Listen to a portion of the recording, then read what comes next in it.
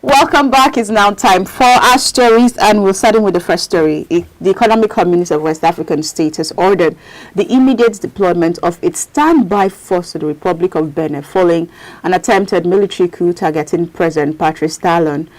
The regional bloc says the move is aimed at protecting constitutional order after a group of soldiers tried to seize power early on Sunday.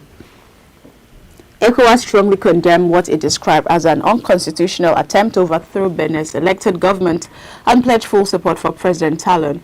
Acting under provisions of its 1999 Security Protocol, the Authority of Heads of State and Government approved the deployment to prevent a breakdown of law and order. The coup attempt began with an attack on the president's official residence in Porto Novo, after which dissident soldiers appeared on state television claiming they had taken control.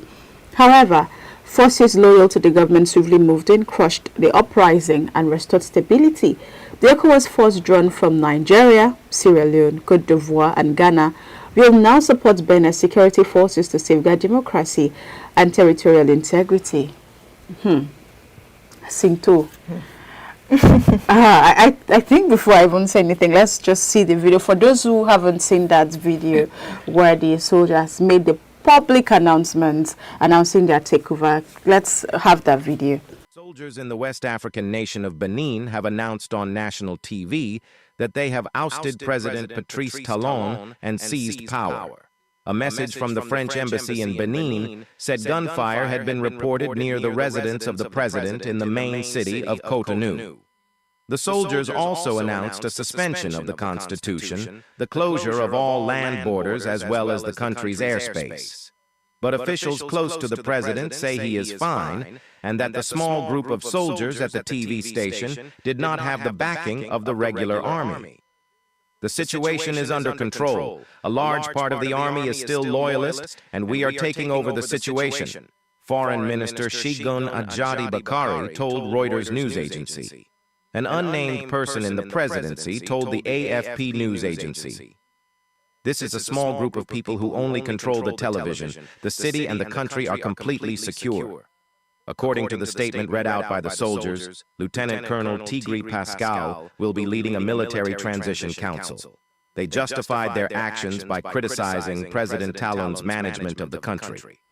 There you just saw the video of the military announcing their takeover of Benin Republic, and it's quite interesting. Cynthia and I were just having a conversation back here about how Benin has experienced a stable level of democracy for a long period of time, and so this especially came as a surprise to many people. They never expected that a country like Benin, who to a level they have their own fair share of suffering and corruption and all of that, but they've not had issues with their democracy. They've had peaceful elections and re-elections. So nobody saw it coming. No one saw it coming. And so what does this tell you, Cynthia? It tells me that the fact that people are not reacting doesn't mean they're not taking notes. They're not, planning their next line of action. The fact that you think, oh, everybody's just watching as the president, people are just watching as the leader, they are plotting. What does this mean? Can we now say that people were not exactly happy about that democracy existing there? And it's easier to speak from outside and say, but they've been enjoying a decent level of democracy. Why are they now, planning a coup? But you do not know, really. We can't speak from outside here and say, we know exactly what was going on. However, I'm not a fan of coup because I know the level of instability it brings to a country. Yes. But this just tells us that things haven't been going down well the way we thought. Cynthia, do you have a contrary opinion? Not really. I think I can agree with what you are saying to an extent because, when you mentioned something about things cannot just happen out from thin air or out of nowhere, I think that's where we really need to... Could do not just happen. They do not just come from nowhere.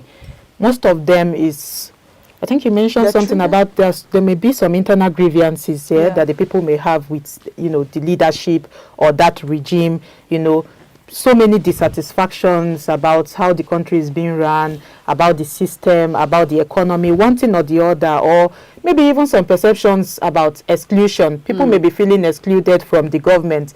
They may not feel really carried, along, and they want to know what is happening. And when you don't give the people chance, they will be left with nothing but, to, just decide to carry out a coup. But then on another hand, the present regime is still calling out other parties that it's more like there's it's more that the military is not. We know that Beninese military is not monolithic, so they are speculating that there was more like a support to grab power. So instead, they use the military to get back at the present government, because there's like I think there's a succession race or something going on right now with voting and whatnot. So people are like, okay, maybe this military are loyal to this other body or party, so they use them to like carry out this coup to just disrupt the present rulership or leadership, or how should I frame it. So there are different speculations here, but then at the end of the day, just like you say, coup is not the way. Most of this type of interventions always stabilize a country, and Benin is not a country you want to stabilize always destabilize a country, and Benin is not a country you want to destabilize at this point in time. One, I've always known Benin to be very peaceful. I know that there may be internal grievances, but I've always known Benin to be very peaceful, and I feel like the first approach to everything should always be through peace treaties.